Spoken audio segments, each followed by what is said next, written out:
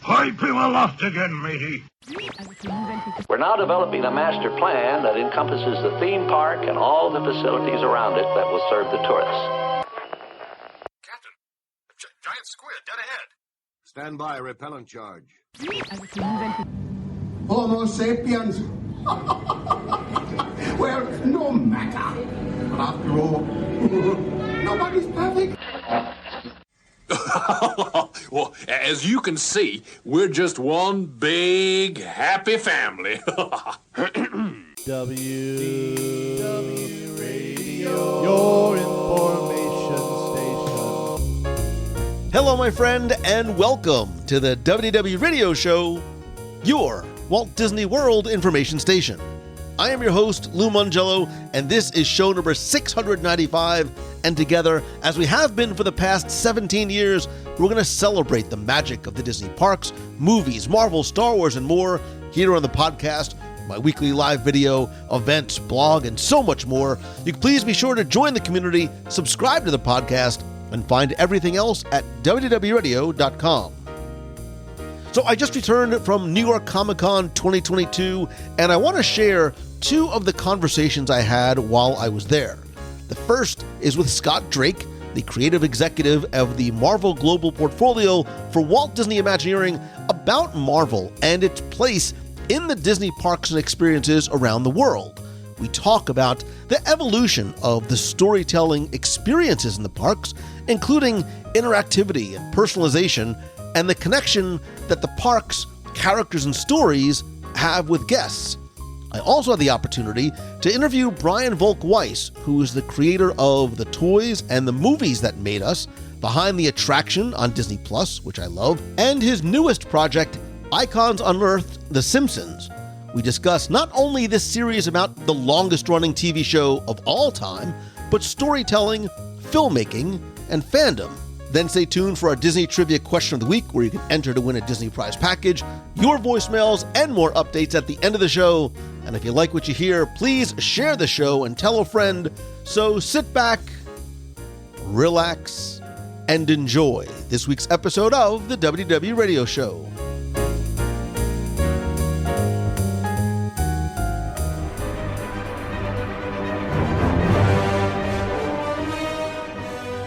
The first conversation from New York Comic-Con that I want to share with you is with Scot Drake. He's the portfolio creative executive for Marvel at Walt Disney Imagineering, who was part of a panel called Suiting Up with Superheroes at Disney Parks and Experiences. He was on the panel with Beth Clapperton, Dave Bushore, Michael Cerna, Rachel Page, Sachi Hankey, and Wyatt Winter, and they all discussed how Disney and Marvel have brought superhero stories to life at Avengers Campus at Disneyland Resort and Disneyland Paris, Guardians of the Galaxy Cosmic Rewind at Walt Disney World, Avengers Quantum Encounter on the Disney Wish, and how we as fans can join in this current and next generation of superheroes thanks to the creativity and ambition of Walt Disney Imagineering. It was a fun, fascinating, and fantastic panel that I really enjoyed, and actually I was able to record for you. And what I've done is I've uploaded this video to YouTube. I'm going to link to it on the WDWRadio.com website, as well as my YouTube channel, and I'm going to link to it in the WDW Radio Clubhouse on Facebook at WDWRadio.com/Clubhouse. It's a really interesting conversation about how Disney brings, for example, new characters to Avengers Campus since it first opened, how they are continuing to bring new characters all the time. Wyatt Winter talked about Guardians of the Galaxy Cosmic Rewind. We get a little hint of what's to come for the holiday remix. We learn about bringing the World of Marvel restaurant aboard the Disney Wish, featuring the Avengers Quantum Encounter. Not just what's there now, but what is coming, which I had never heard before. We learn more about Marvel Day at Sea, which is going to be returning in 2023 on the Disney Dream instead of the Disney Magic. Some of what Disney and Marvel have done in the overseas parks, and really how all of these attractions and experiences are connected and part of a larger Marvel Cinematic Universe story. I then was very fortunate to have an opportunity to sit down with Scot Drake, along with my friend Jeremiah Gooden from laughingplace.com. You'll hear his voice on the discussion as well, as we really take a deeper dive, at least from my perspective, into the storytelling the personalization and the interactive experiences that we as guests can experience now, and maybe what is coming in the future. I hope you enjoy. So I think this question is going to be easy for both Lou and I to ask.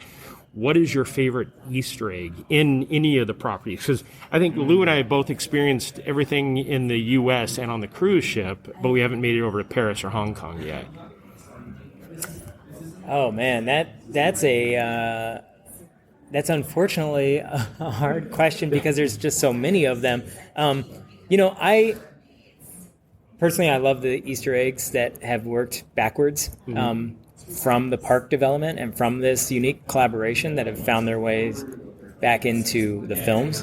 And even though it's small, it just shows that as Dave said, this is just the tip of the iceberg of what we can continue to create and expand the universe. So for me, plus my love of vehicle design, and that's my background. So the Quinjet, designing that specifically for the storyline for Avengers Campus to be more forward-looking and aspirational and high-tech, and then seeing that in Avengers Endgame was definitely a moving experience. Yeah, because you guys have, it's been a back and forth, like they were saying, where it's, which came first, the chicken or the egg, the parks or the movies, and you guys are really hitting that stride where you're both working in tandem to get excellent product that translates to the guests around the world, or the lucky guests like us that get to go into the parks, and it's amazing. Yeah. Obviously, the success of Marvel Studios has just made so many more people aware of these characters, and they love these characters. But for some people, the park experience, and we treat this, we got this from our first meetings with some of the Marvel New York and Marvel publishing team was like, they treat every comic like it's someone's first comic, and we treat our attractions like that. You can go in and not know any of the characters, or you can have this, deep backstory and knowledge. So we try to work on all those levels. So there's definitely Easter eggs that, having the clock in the queue of web slingers set to 616. So that's for our Marvel fans. But then in Epcot, we have so many Xandarian logo designs that are based off of the old Energy Pavilion graphics. So, for our Epcot fans, they're looking for those as well. So, I love this. As I like to look at it from a sort of a 30,000 foot view in this iterative evolution of storytelling that really goes back to Walt wanting his two-dimensional movies to be able to be experienced in 3 dimensions in Fantasyland and Disneyland. And over time, the attractions have not just become more technologically advanced, but they are more interactive, they're way more participatory.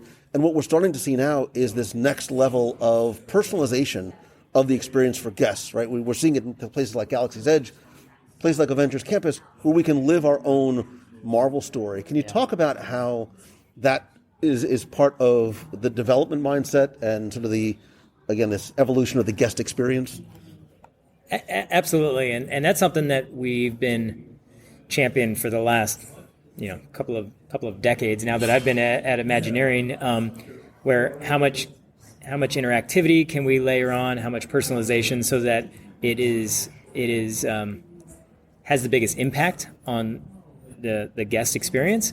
We treat every attraction, and this has been since the very beginning, we treat every attraction like we're building a set for a film where every guest is the camera walking through, right? So that's already like trying to personalize how that experience gets you get taken on. I will tell you that our biggest challenge and opportunity, there's the expectations around personalization, everybody's device and everybody's computer savvy about how life should work and how we should personalize your day. That expectation comes to the park. So it's not just about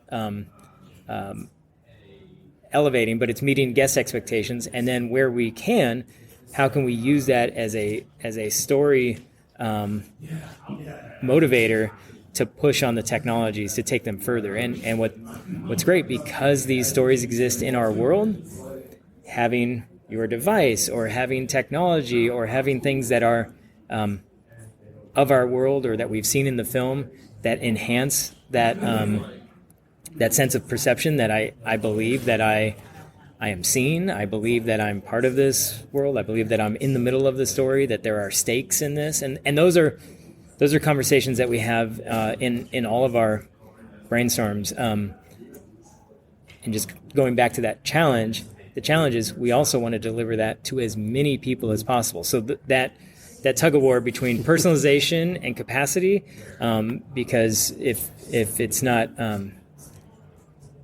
the trade-off, as we all know, is just longer and longer lines, and that's not a good guest experience either. So, Well, even something simple like exiting It's a Small World or the queue of Rock and Roller Coaster, what Magic Band Plus now is going to offer in terms of how you might be able to have it. Because when you see your name up on a screen somewhere and you feel like Disney's talking to me, this character's talking to me, there's something remarkable and memorable about that too. Yeah, and I think that's what's, this universe is all about the characters, and we want to play a role alongside them. We watch them on screen. We either want to be like them, hang out with them, be trained by them. So that's why our live entertainment partners, it's that video of the little kid with Spider-Man. That is how we can personalize stories the best, right? There's a bunch of technology ways to try to achieve that, but it's still like that no tech moment. Yeah. Yeah, exactly. Yeah. Well, one of the things, the interactivity and the personalization, the gauntlets for web slingers, how did that technology, the attraction and the gauntlet meld together? Because that's amazing, and I feel like it's underutilized, but I get great scores when I use mine. So that was a great example of our interactive team, our attraction development team, and then the premise of having web and the web kids that are inventing new technology to be able to have this contraption that can feel like a prototype that just enhances your attraction. And the reason that all those things work seamless in the story are based in those realities that I was just talking about, of like stories set in our world and what you want to believe, because that would be potentially harder in a different universe or a different IP, right? So those are the kinds of things when I say, when we see all of Tony Stark's tech in the films, like we just believe, like, of course, that's the next generation. That's just one. It's a little bit out of reach, but I can imagine that that's where we're going, and those are the things we try to deliver in the parks. Yeah, you guys are doing an excellent job. WDI is essentially Tony Stark. You guys are doing the job of Tony by creating everything, and taking example the Tower of Terror and Disney California Adventure and turning that into Mission Breakout, which is, I love Tower, but Mission Breakout took it to a whole new level. I will wait the 3 hours for that without the lightning lane. And after Monsters After Dark is something, when you announce the Christmas for Cosmic Rewind, it's like, if it's anything Monsters After Dark, I'll wait every day for that.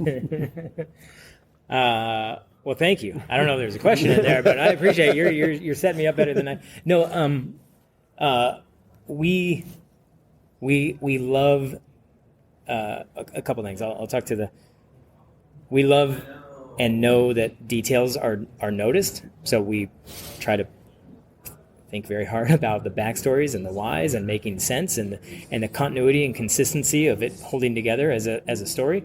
And even though this is, especially with the multiverse, this juggernaut of a story thread holding the globe of attractions together, but that's what makes it fun for all of us, and we're hoping that everybody sees the fun and the outcome, because there's just layering on top of layering. One thing, I'm going into tangents now, but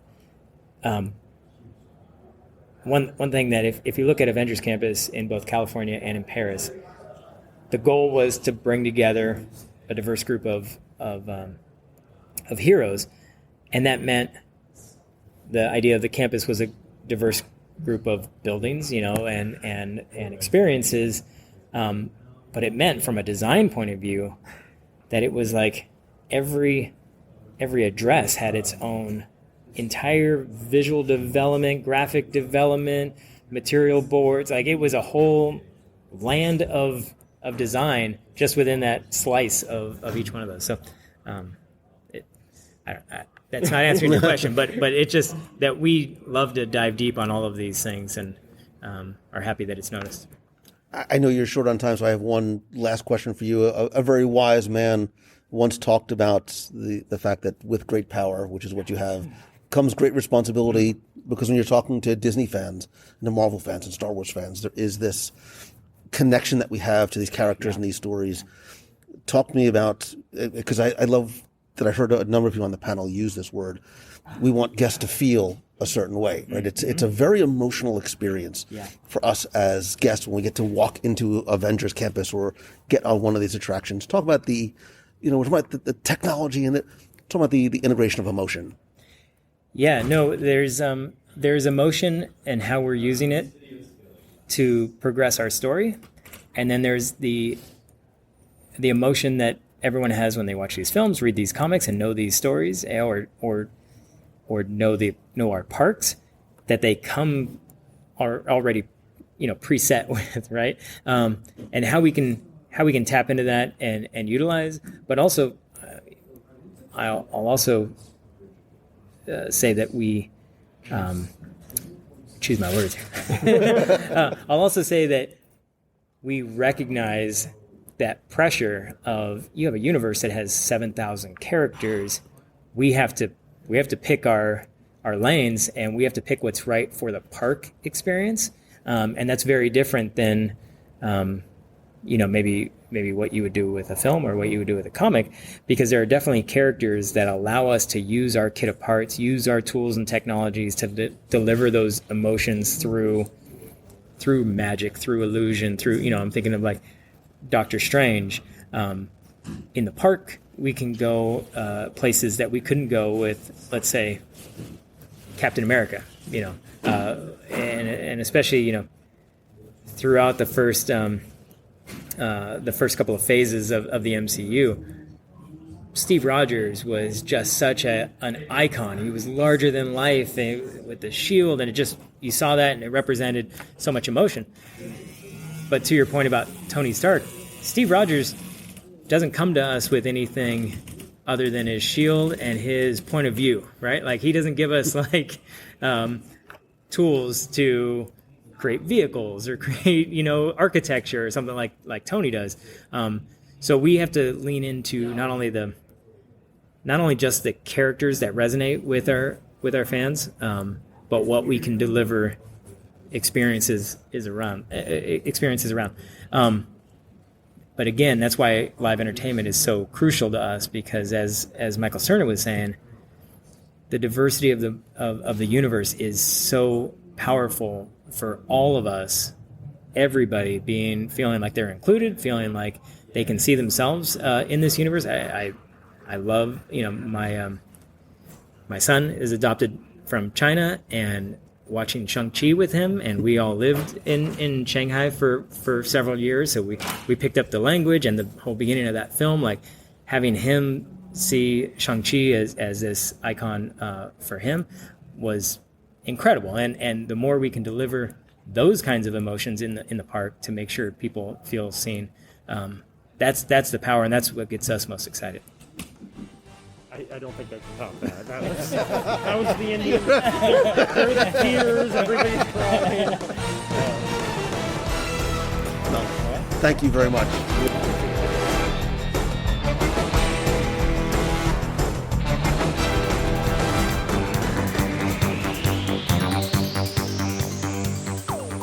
Before getting into the next interview, I want to give you a little bit of context in the conversation. I am sitting down with Brian Volk-Weiss, who had a booth on the New York ComicCon 2022 floor. If this name sounds familiar, and actually me talking with Brian sounds familiar, I shared a conversation that I had with him some time ago when Behind the Attraction debuted on Disney+.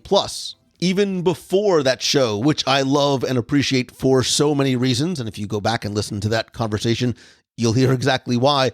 But Brian is also the creator and producer and sometimes director of the current Netflix series, The Toys That Made Us and the Movies That Made Us, along with a number of other specials, including A Toy Store Near You, Down to Earth with Zac Efron. The list literally goes on. And his newest project is Icons Unearthed. It is a multi-series that started with looking at Star Wars, and now his current series is about The Simpsons. I had a chance to sit down one-on-one with Brian on the show floor. You'll hear sort of the ambient noise behind us, talking not just about the Simpsons series, but storytelling in general. These type of documentary-like series about some of the things and characters and places and people that we have grown up with and fallen in love with over the years. My only regret is that we didn't have more time, not just to talk about the Simpsons series, but some of my favorite toys and movies that literally helped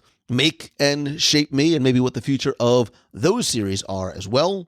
I really think you're going to enjoy this conversation into the mind and really the shared fandom that we have with Brian about some of the stories that we all love. Enjoy.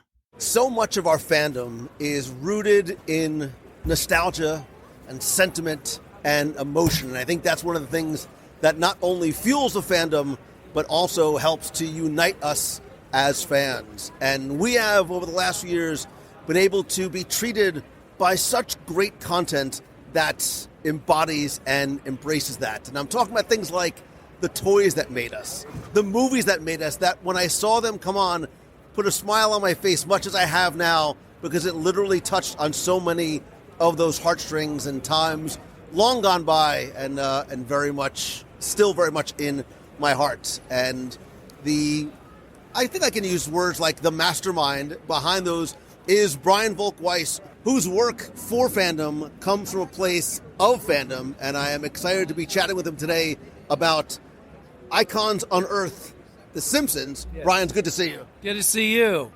I said as I sat down here, we were literally on the floor of New York ComicCon 2022, that we had met virtually when we were talking about the Behind the Attraction series that you did for Disney Plus. Again, that same thing. Just briefly talk about a lot of this work that you've done that I think, one, comes from a personal place of nostalgia and sentiment, but you really do know how to touch on the emotional aspect of our fandom.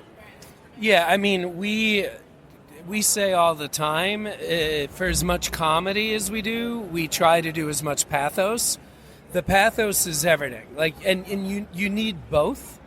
I like the example I always like to give is Seven, the Brad Pitt, Morgan Freeman movie. When you think of that movie, of course, the first thing you think of is what's in the box? What's in the box? But if you watch the movie, it's funny. There are so many jokes. There is so much funny in that film. Just because he's got a library card, don't make him Yoda. There's so much comedy in that film. And then conversely, there's a lot of comedies that you look at that have a lot of drama in them. So I knew, and also I should back up for a second. I used to be, and I still am, but back in the day, as you know, because you got a little gray hair too, he doesn't know, but it used to be really hard to watch documentaries. So I, in college, would go to movie theaters to see them. When I first moved out to LA, I would go to movies. That was the only place to really watch them. So I always knew if I ever got the chance to make documentaries the way I wanted to, it would be a blend of comedy and pathos, and that we would shift the tone depending on the subject matter and what was going on with that subject matter at any given time. Well, that's, I think, why I love the series. And I'm not just sort of paying you fan service, but I really, my son and I, we watched it together, and he sort of asked what some of the things were we were looking at. But it was this, and I almost hesitate to use the word documentary because it was such a light-hearted sort of series. Documentary, you think it's very sort of serious, and sort of the way you sort of deliver the storytelling is one that you feel as though you're sitting around a table talking with fellow fans. Well, that's very, very, very, very deliberate because, like I was saying, I'm a big consumer of documentaries, and I would watch these documentaries about toys. Like, my favorite example is, and I'm not saying it's a bad movie, it's a good film, but there's a we were not, believe it or not, we were not the first people to make a documentary about Teenage Mutant Ninja Turtles. The one that came out before mine, that I was very excited to see, I mean, first of all, this is a toy that is called the Teenage Mutant Ninja Turtles. This documentary treated it like the rise and fall of the Third Reich, where it's like the music they chose, the editing style, these endless B-roll shots of like the sun rising on Main Street. And I'm literally sitting there watching it, and I'm like, who wants to see this? Who gives a about the sun rising on Main Street? The other thing we also very deliberately don't do, and I know this always sounds really weird, nothing about the fans. Nothing. Because my quote-unquote philosophy, that's too fancy a word, but if I only use one word, my philosophy. Anytime somebody hits play on anything we've made, that's an hour from another show. That's an hour they don't go to Target and buy toothpaste. That's an hour they're not hanging with their kids, playing Monopoly, whatever. And, like, you need to reward people for that hour. And the way I try to do it is to give them information. I don't care if they're the biggest Simpsons fan who ever lived. We try so hard, we spend so much time and so much money to find out new information that we reward their time. But going back to Teenage Mutant Ninja Turtles, like, so I'm literally watching this documentary about Ninja Turtles, and we're also teenagers. And why are you spending 20 seconds showing a sunset? I want information. I want to laugh. I want to cry. I want to learn new stuff. So I swear to you, you could interview our editors, you could interview our producers. Every minute has to have what we call scoop. And it either has to be scoop, like just you didn't know. It has to be scoop that makes you laugh. And that can be done with our voiceover. That can be done with something somebody said. Or there has to be pathos, which, by the way, the way we do the pathos, or at least try to, sometimes we get it more right than others, is I call it the RoboCop.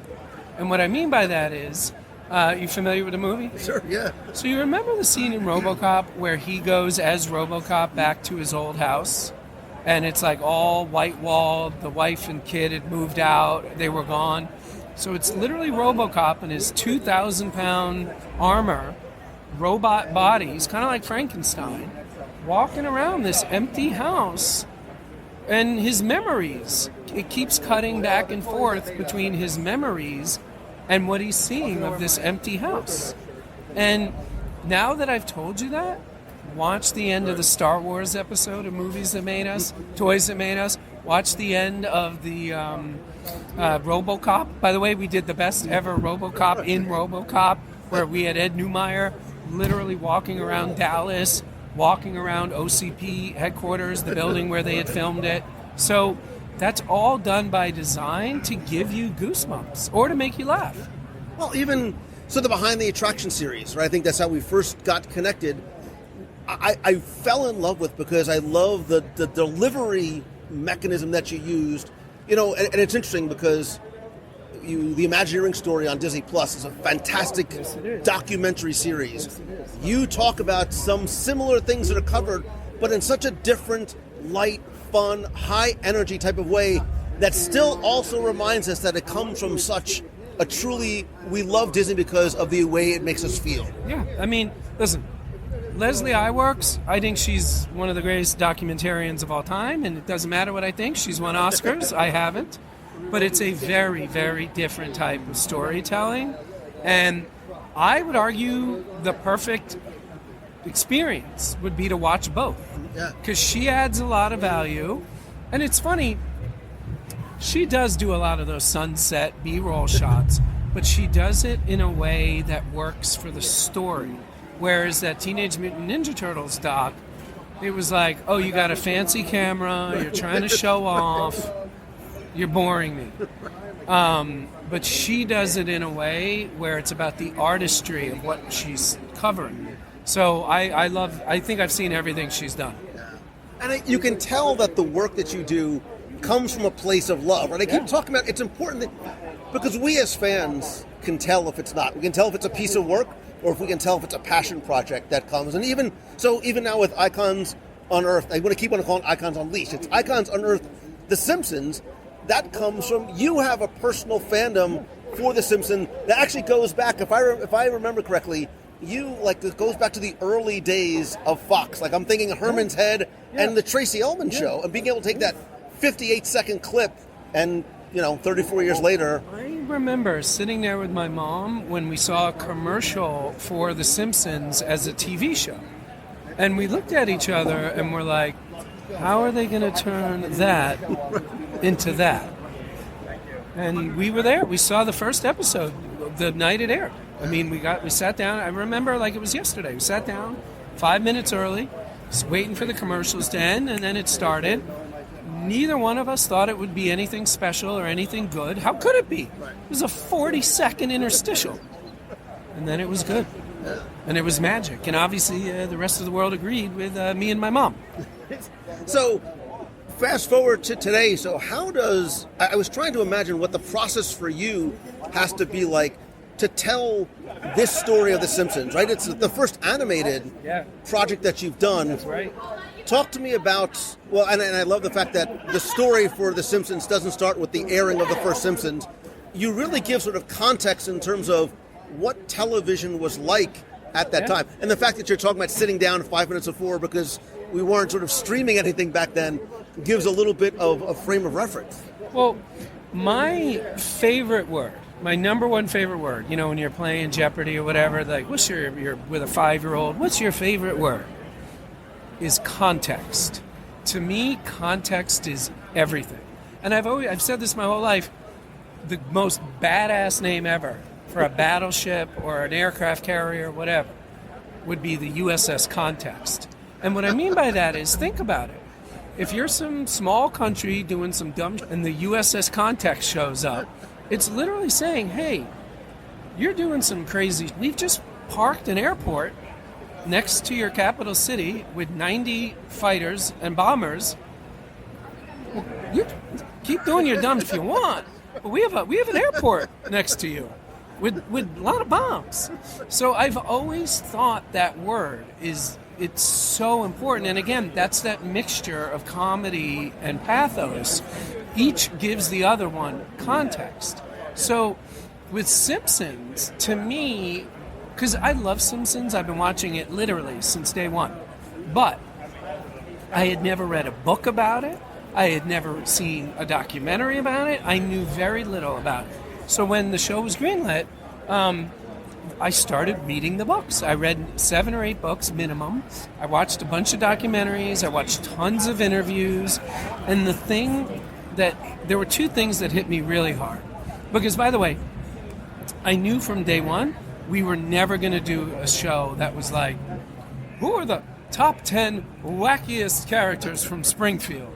Who's better, Bart or Homer? Like, we don't do shows like that. That's for VH1 in the 90s. So I always try to find what I call the spinal column. What is the spinal column of this series? What is the spinal column of this episode? And from all my research, what I learned was it's about the rise of Fox, and people do not understand how big The Simpsons is. They don't get it. Like, I guarantee you anything, and I have no proof of this whatsoever, but I guarantee you anything. A significant percentage of the dollars that Disney wrote to Fox when they acquired Fox was The Simpsons. 2,000 movies in the Fox catalog, probably 50,000 hours of television. I guarantee you at least 5% of the purchase price was The Simpsons.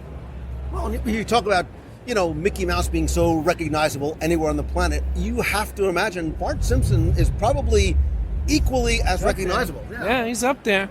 He's up there. Close second. Yeah. So for you, approaching this too, not just because it's animated, so it has to be sort of a different approach, but because it's a series as opposed to a movie or a toy line, what sort of challenges or opportunities does that present to you as the filmmaker? It was all challenges. It was very difficult.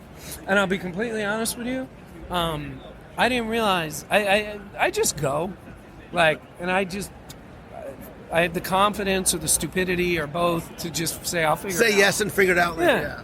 Yeah. It was actually really hard because at the end of the day on a movie or a TV show, maybe we can't get George Clooney, but we can get the second AD.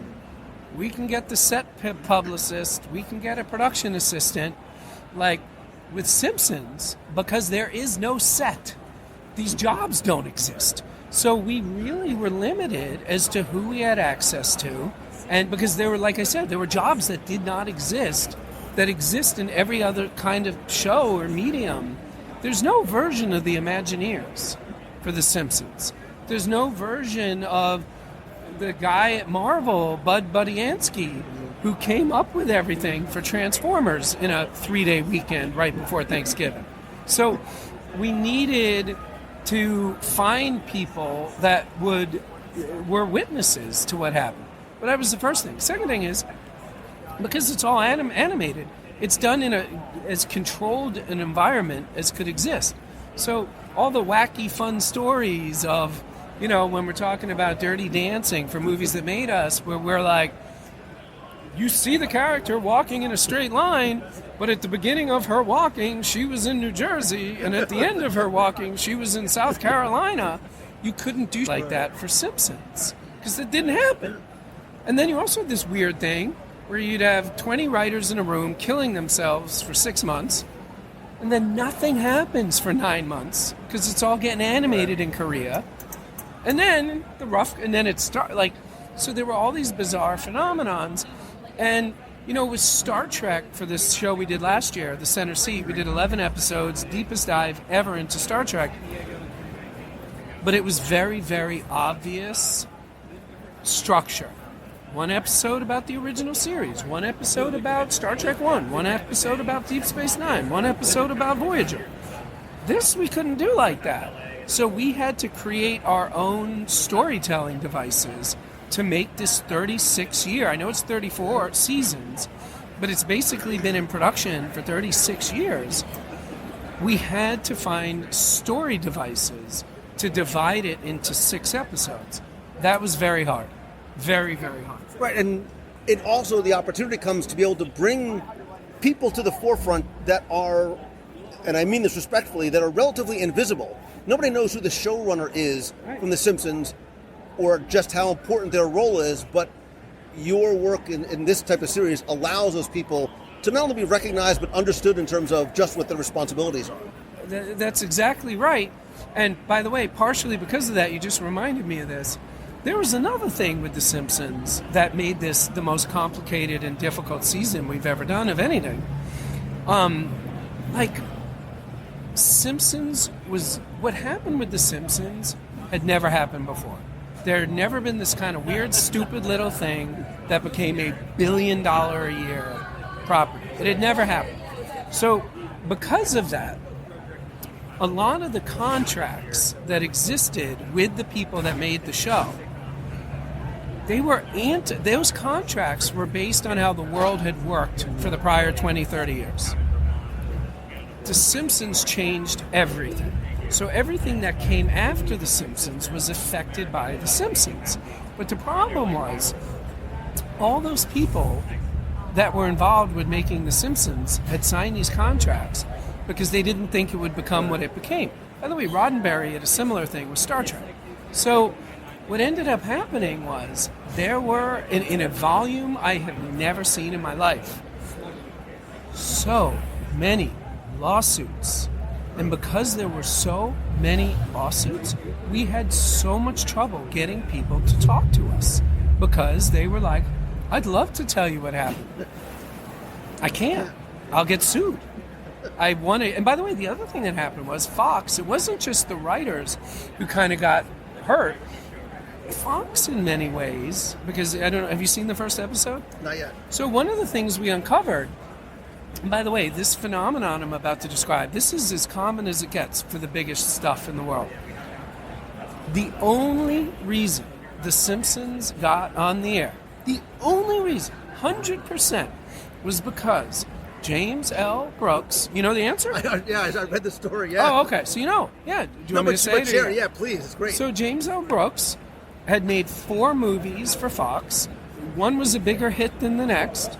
He was in the middle of renegotiating his next 4 films, by the way, all of which would either fail or barely get to first base. And he said, you want to close this deal? I need 13 episodes. Without that leverage, which was pure politics, pure business, there's no Simpsons. So that was the kind of stuff that we learned that, again, from Fox's point of view, going back to the lawsuits, like from Fox's point of view, they're suddenly like writing, here's a show they didn't want, and yes, it's doing great. Yes, it's making a lot of money. But here's the thing that's interesting. The way these deals work, they always work like this for over 100 years. They work like this today.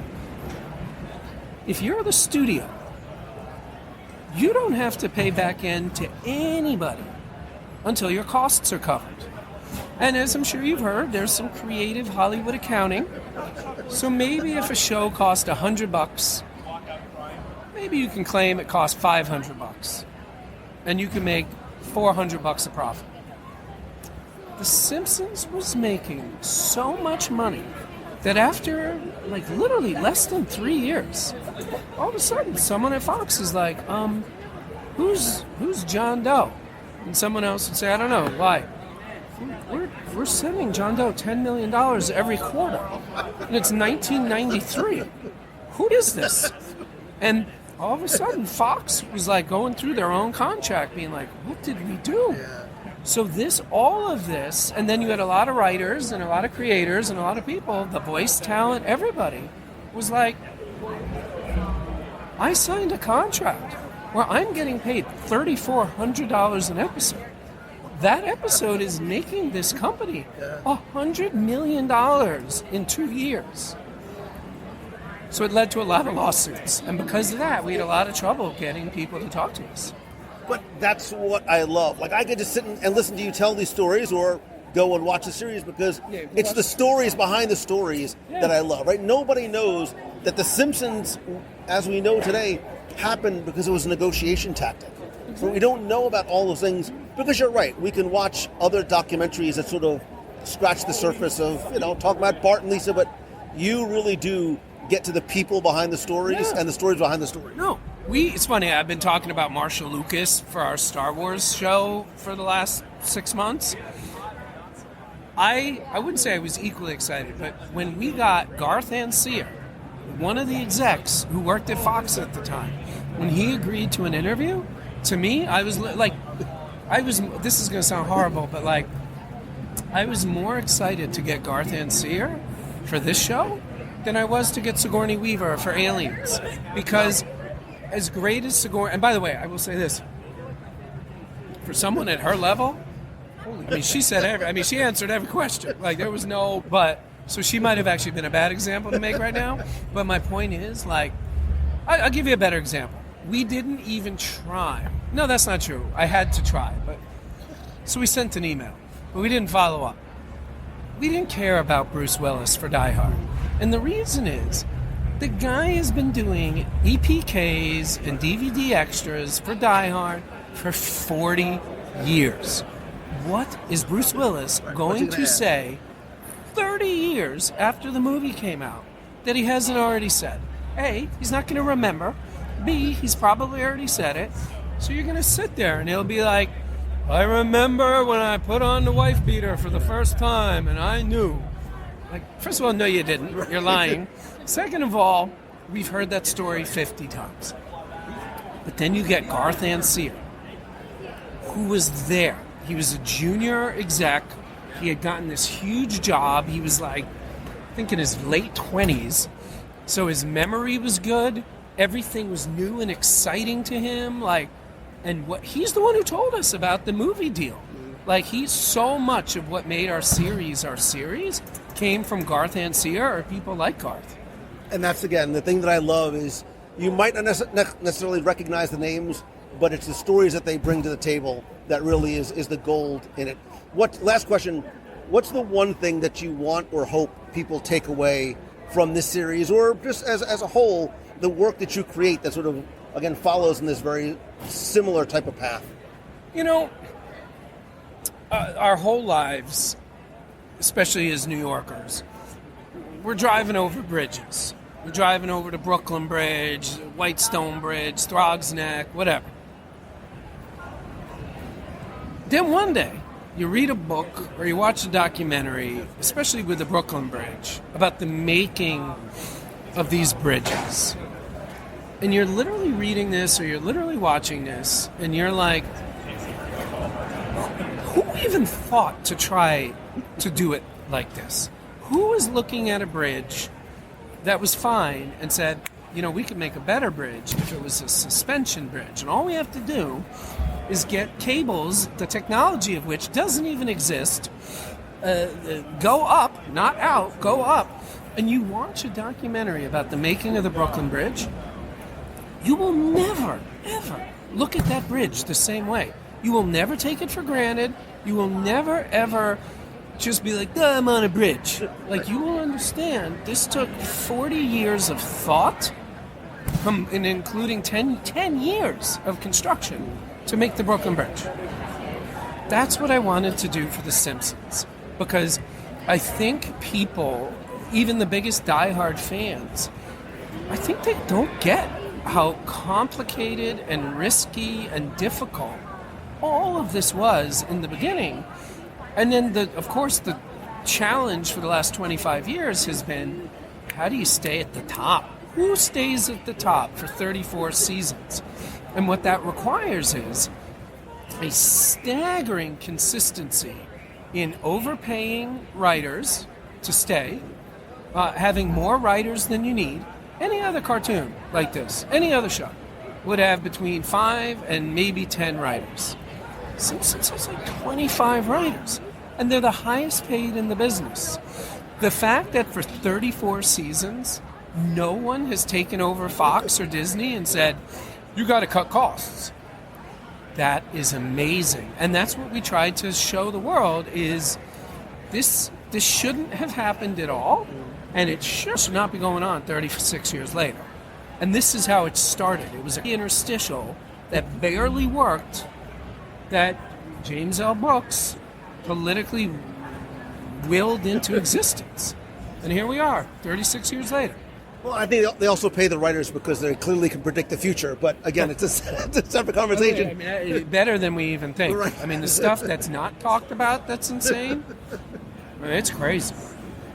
Well, thank you so much, not just for your time today, but for all the amazing work that you've done that we enjoy. I will certainly share where people can find it. But the series is airing now on... It's on Vice TV, 10 o'clock, Wednesdays. Next week is the second episode. And they repeat them morning, noon, and night. And we just announced today they've already picked up season 3. Wow, so we got the green light, and we're making another one. Nice. And you have to check out the toys that made us, the movies that made us. How many seasons of each? 3 of toys, 5 of movies. There might be more to come of both. I hope so. I love the work. Appreciate you. Thank you so much. This is fun, man. Appreciate it.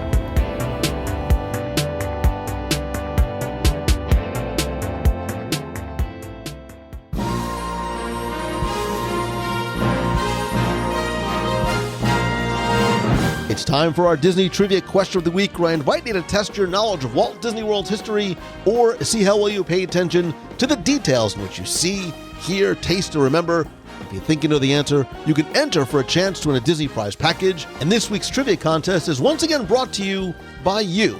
Because by becoming a member of the WDW Radio Nation family, you literally help bring every episode of WDW Radio to life, every live broadcast, the contests, the giveaways, they are events. They're all thanks to, by, for, with, and about you. And you can find out how you can help the show for as little as $1 per month and also get cool exclusive rewards every month like scavenger hunts, trivia quests, group video calls, access to our private Facebook group, shirts, stickers, early access and discounts to special events, monthly care packages from the parks, and much more. I sincerely appreciate you and your love, support, and friendship and help. I love being able to give back to you each and every month. I want to thank some new and longtime members of the Nation family, including Stuart Boyles, Kevin Shea, John Maloney, Amy Bonner, Josh Anderson, and Chris Blagg. Again, I love and appreciate you. If you want to find out how you can join the Nation, all you need to do is visit wdwradio.com/support. Now, before we get to this week's question, we're going to go back, review last week's, and select our winner. So last week I asked you to simply tell me, what was Astro Orbiter originally called? What was the original name of Astro Orbiter when it opened in Tomorrowland in Walt Disney World? Thanks to all of you who entered, got this one correct, and knew, of course, that the answer is Starjets. Now, when it first opened in Tomorrowland, it was not an opening day attraction. Again, there was not a lot in Tomorrowland on October 1st, 1971. Astro Orbiter actually first opened November 28th, 1974, as a D-ticket attraction known as Starjets. It then closed, was redesigned, repainted, really rethemed, and reopened on April 30th, 1994 as Astro Orbiter as part of that complete renovation and retheming of Tomorrowland, including the addition of Space Mountain, Carousel of Progress, the Wedway People Mover, and really making Starjets the focal point of Tomorrowland. Now, I took all the correct entries, and there were a lot of them, and thanks to some of you who shared some of your memories of riding Starjets when it first opened, but unfortunately, we can only have one winner, and last week you were playing for a Diz Plate, which are those high-quality prints on metal, which I love. I have many of them on my walls. No nails, no levels, no hooks, easy to attach with a metal square, easy to swap out the literally millions of different designs that are officially licensed from Marvel, Star Wars, and Netflix. Right now I have Daredevil on my wall. I love this designs. I love how you can build collections of the things that you're passionate about, put them right on your wall, and easily swap them out. They look great. They're great for the environment. Dizplate plants a tree for every Dizplate that you buy. And you can check out some of my favorite Dizplates, including some of the ones I already own, at wdwradio.com/Dizplate, DISPLATE. And if you use that link and the code WDWRadio at checkout, you can save up to 29% off your order for a limited time. And this week's winner is going to be able to go use that link, pick out any Dizplate in their collection. Just let me know which one you want. I'll send it to Dizplate. They will make it and send it right to you. And last week's winner, randomly selected, is Sarah Gray from Cheshire in the United Kingdom. So Sarah, congratulations. Looking forward to seeing which Dizplate you choose. If you played last week and didn't win, that's okay, because here's your next chance to enter in this week's Walt Disney World Trivia Challenge. So I've been thinking a lot about Walt Disney again this week. I incorporate a lot of Walt and the lessons we can take from him in what I do when I work with coaching clients and when I speak. So this week's trivia contest is about Walt and where you can find him in Walt Disney World, because Walt Disney has two windows, not the cast member door, two windows on Main Street, USA. Where are they? Where are Walt Disney's two windows on Main Street, USA? Just give me the location. You have until Sunday, October 23rd at 11:59 p.m. Eastern to go to wdwradio.com, click on this week's podcast, use the online form there, and this week you're going to play for a prize package that includes, but is not limited to, a brand new WDW Radio pin, mug, and a mystery prize. So good luck and have fun.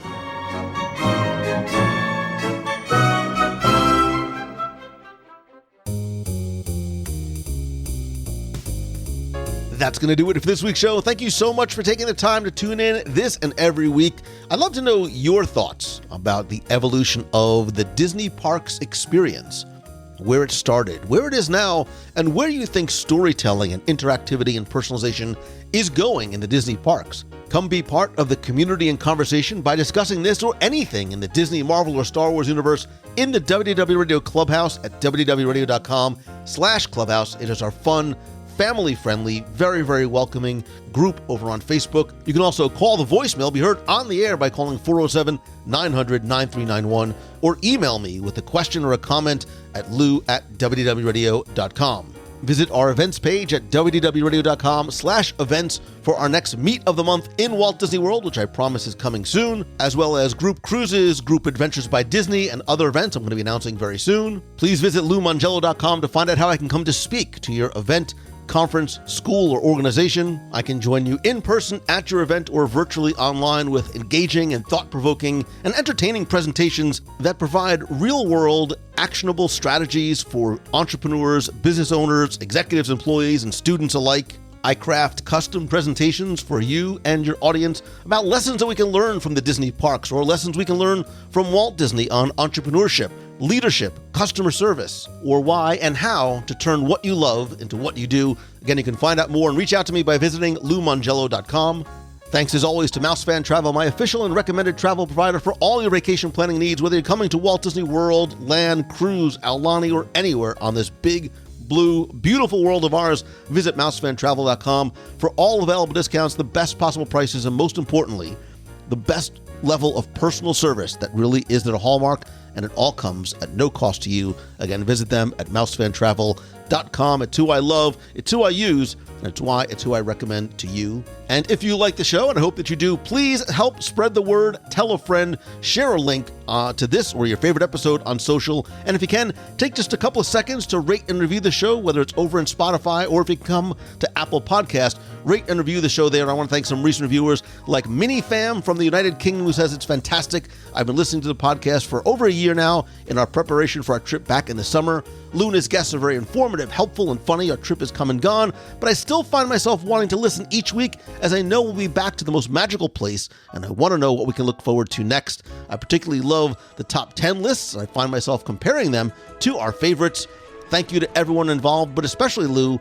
Especially, I love your dedication to the dining element. As a big fan of anything food-related, I find myself making lists of where to go next. So do I. I recently bought the 50th anniversary cookbook after listening to your podcast with the authors, and I can't wait to try some of the recommended recipes. Thank you. Can't wait to sit back, relax, and enjoy Minifam. Thank you very much. I can't wait to come back to the United Kingdom, hopefully soon.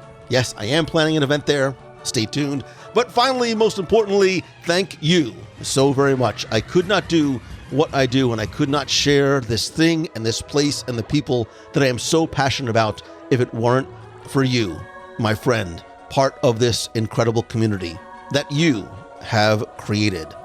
Again, this warm, wonderful, welcoming place that doesn't just exist on Facebook or on social, but exists in real life. And hopefully the way that we treat each other in this community is a way that we can treat each other, in all of us, in the real world, by being kind and patient and just polite and courteous to other people. Simple things that my parents taught me as a kid that sometimes are lost on others. And it's why I talk about choosing the good, not just in what you do or what you experience, but who you come across and who you experience. And hopefully you will be that positive light and that positive change and that positive impact, because I promise you that positivity has a ripple effect and it is contagious. So I hope that this is truly your best week ever. And I hope to see you on the live show on Wednesday nights at our next in-person event. And of course, right back here next week. So until then, I love you. I appreciate you. See ya. Hey, Lou, this is Jeff Richardson from Brookhaven, Mississippi. I haven't called in for a long time, and one reason I haven't called in is because I hadn't been to Disney World in about 19 months. But tomorrow morning, today is October 7th. Tomorrow morning, October 8th, we head out and are going to be there for about 6 days and get to go to the Halloween party for the first time. So we're excited about that. And I did want to tell you, you got a lot of listeners out here that don't call in, but we're excited to be there and appreciate all you do and keeping us in touch when we have these long stretches where we're not able to be there. So have a great day. Hey, Lou. It's Christine Morrison in Flowertown, Pennsylvania. I just came back from my walk and I was listening to your interview with Jodie Benson, which I was really happy about because I love her. And I started thinking about The Little Mermaid and how much that movie meant to me. It came out in a time when my family was struggling. My mother had passed away a few years prior, and my dad and my siblings and I were really struggling to figure out how to stay together as a family. And so it was some hard years for us. And that movie came out, and I latched on to Ariel. She's my favorite. I mean, come on, look at her hair while it's underwater. It's like perfect at all times. Like, I wanted that hair. But I've seen that movie, I can't even tell you how many times. I know every word. It's still my favorite. To this day, I'm 47 years old. All the day I'm having a rough day. I put it on. I put it on for the dogs to listen to. I sing it to them. I act out Ursula's songs. Like, people would think I'm nuts. I even went so far as to, there were these two cats that I used to pet sit. And every time I walked in the house, I'd go, Alexa, play the Little Mermaid soundtrack. Every single time I walked in. And I knew that by the time Part of Your World was over, which of course I would sing, you know, at the top of my lungs because it's one of my favorite Disney songs. I knew that by the time that song was done, my visit with the cats was done. And instead of turning it off, I just let them listen to the rest of the soundtrack after I'd left. And there was always a part of me that thought maybe they enjoyed it. So, Jody, you inspire me. That movie was amazing. It makes me want to go watch it right now. But it meant so much to me. And it's amazing that you can touch people's lives like that you don't even know.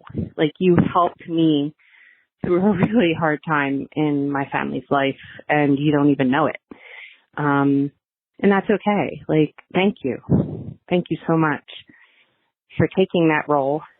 And thank you for doing that interview, Lou. I loved it. And everybody make somebody smile, and have a glorious day. And I'll see you all in the box.